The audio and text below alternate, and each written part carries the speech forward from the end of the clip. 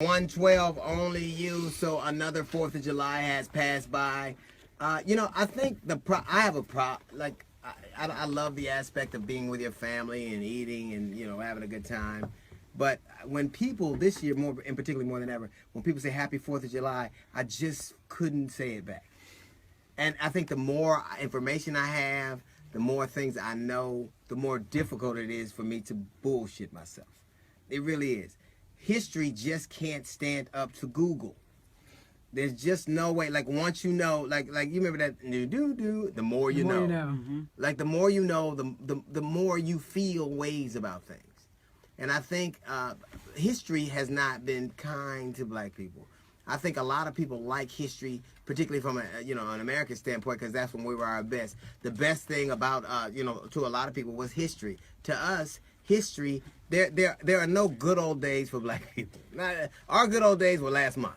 Mm-hmm. Like history has not been that great to us. It's in America in the past hasn't been that great to us. It's the future. Everything that we believe in America lies in what's ahead and not what was behind.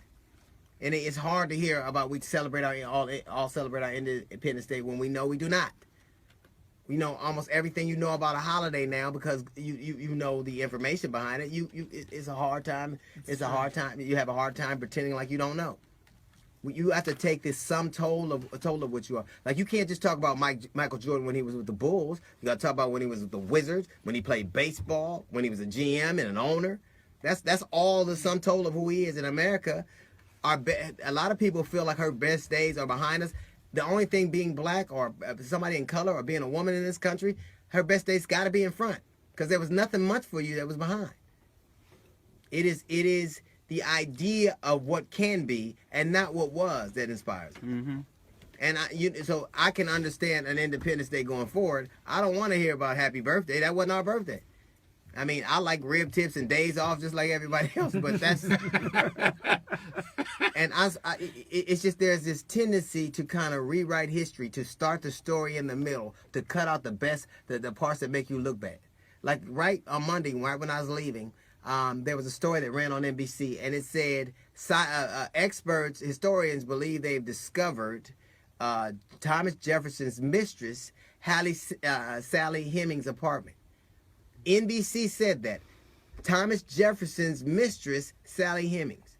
That sounds good, and it probably would be offensive to tell the truth.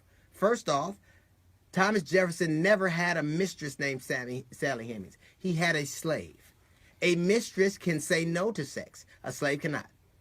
A mistress can get angry and take her stuff and go. If a slave says no, you beat her and sell her kids. What Thomas Jefferson had was chattel. He had a woman he liked better than the rest of them, and he allowed her some small favors. But make no mistake, he owned her. And that doesn't make you proud. You can't talk about that. So what you do is you malign it, you mitigate it by saying, oh, it was his mistress. It was a woman he owned.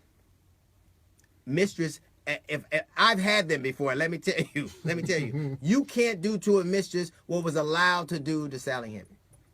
You can't do. And let me tell you something. History is not kind to a person like that. You can laud on about Thomas Jefferson all you want. He owned people, he beat them, and he sold them. And so as great as he was for a lot of people in this country, he did horrible things to other people. But the only way you know where you are is to see where you were. You do not get further by pretending like things were better.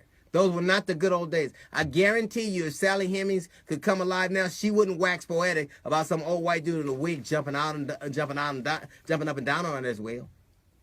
Things were not great historically, but when we talk about them in such glowing terms, we mitigate the progress we have made. Things are better now, but to talk about them as if they've always been this way denies a continuum of experiences. Let me just break it down for you. Thomas Jefferson didn't have a maid. He didn't have a mistress. He had a slave. We were not all free on Independence Day. Some of us a little while after that. But rib tips and a 3-day weekend is as good as we're going to get these days. All right, that's a little note from the GED section. We got the Jazz Report coming up in a bit. It's the D.L. Hughley Show.